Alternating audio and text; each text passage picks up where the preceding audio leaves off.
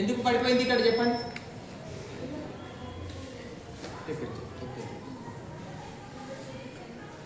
Now it is not falling. పడిపోతలేదు. ఇక్కడ రెండు బలాలు రెండు ఫోర్సెస్ పనిచేస్తున్నాయి. What forces are they? Two forces are acting on this pen. Number one, weight of the pen is acting downwards, and this paper is supplying a force. ఇది కూడా ఈ paper కూడా ఒక ఫోర్స్ అప్లై చేస్తుంది. What is its name? The parent normal force is acting by the paper. Paper is that force is acting normally. You see here. You see this. Normal force is acting upwards. ఇక్కడ weight of pen is acting downwards అని చెప్పినాం. ఇది కూడా చూడాలి. Weight of pen is acting downwards అని చెప్పినాం.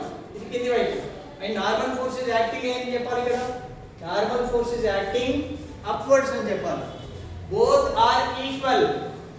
Both are equal. Force రెండు equal గా ఉన్నప్పుడు అట్లా ఆగుతుంది.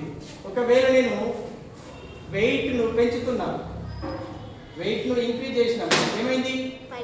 కిందికి పడిపోయింది. సో వెయిట్ అనేది ఎక్కువైనప్పుడు, if weight is more than normal force, ఇది సెకండ్ కేస్ చూడండి. డస్ట్ నుంచి నా వెయిట్ అనేది ఎక్కువగా ఉంది నార్మల్ ఫోర్స్ కన్నా, దెన్ వాట్ ఈస్ హ్యాపెనింగ్? అది కిందికి ఫాల్ అవుతుంది. ఓకే, క్లియరా? నార్మల్ ఫోర్స్ అంటే ఏంటి? ఇప్పుడు ఇంకో ఎగ్జాంపుల్ చెప్తా. సిట్ అప్, కూర్చోండి, స్టాప్ ఇట్.